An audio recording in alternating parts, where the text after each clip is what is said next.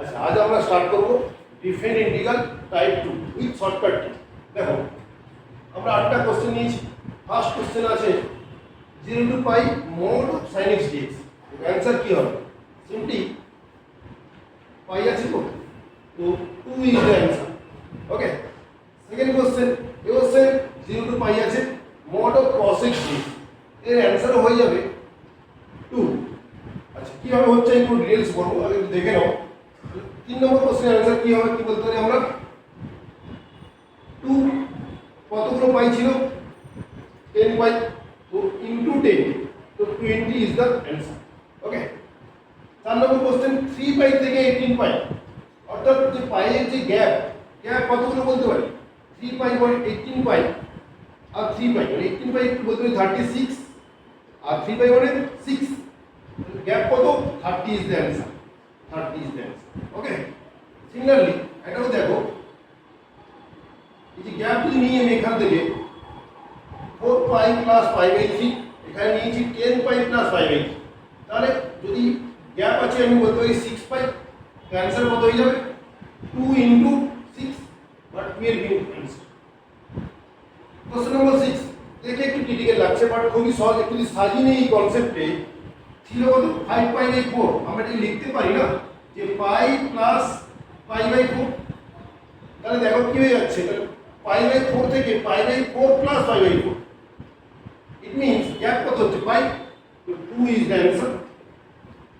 Last যে দুটো question খুব ইম্পর্টেন্ট, এটাইকে আমরা শর্টকাট টিক হিসেবে কাজে লাগাতে পারবো। 0 টু n পাই, এর অ্যানসার কত হয়ে যাবে? 2 ইনটু n, এটাই আমরা এতক্ষণ কাজে লাগাচ্ছিলাম।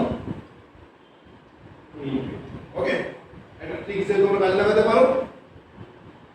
কোশ্চেন নম্বর 8 দেখো, n1 পাই থেকে n2 পাই, তাহলে যদি গ্যাপ বলি, গ্যাপ কত হয়ে যাবে? n2 minus n1, 2 into n2 minus n1, that is the answer.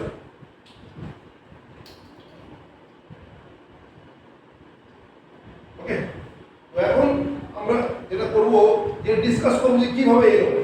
দেখো ফার্স্ট যদি আমরা এটা ডিসকাস করি, কোশ্চেন নম্বর 1, তাহলে শর্টকাটে এই দুটো ট্রিক 1 ট্রিক 2। ওকে, কোশ্চেন নম্বর 1 দেখো, গ্রাফিক্যালি যদি আমরা দেখি যে what is the graph of mod of sin x,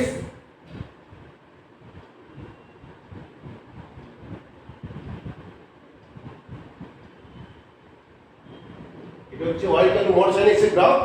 এখন ফার্স্ট কোশ্চেন যেটা ছিল আমাদের 0 টু পাই, তো 0 পাই 2 পাই 3 পাই। এখন যদি আমরা বলি যে 0 to pi mod of sin x dx, first আমাদের মড ফাংশন ওঠাতে লাগবে। তার জন্য জানতে লাগবে যে এই যে রেঞ্জের মধ্যে এটা পজিটিভ আর নেগেটিভ। দেখো 0 টু পাইয়ের মধ্যে পজিটিভ কি না? 0 টু পাইয়ের মধ্যে পজিটিভ, তো উঠে যাবে মড, সিম্পলি হয়ে যাবে 0 to pi mod of sin x dx। Integration কত হয়ে যায়? sin x এর minus cos x, upper limit আমাদের 5, লোয়ার লিমিট আমাদের 0। ভ্যালু বসিয়ে দাও, কত হয়ে যাবে? Minus of cos pi minus cos 0, minus of minus 1 minus 1, it means 2 is the answer.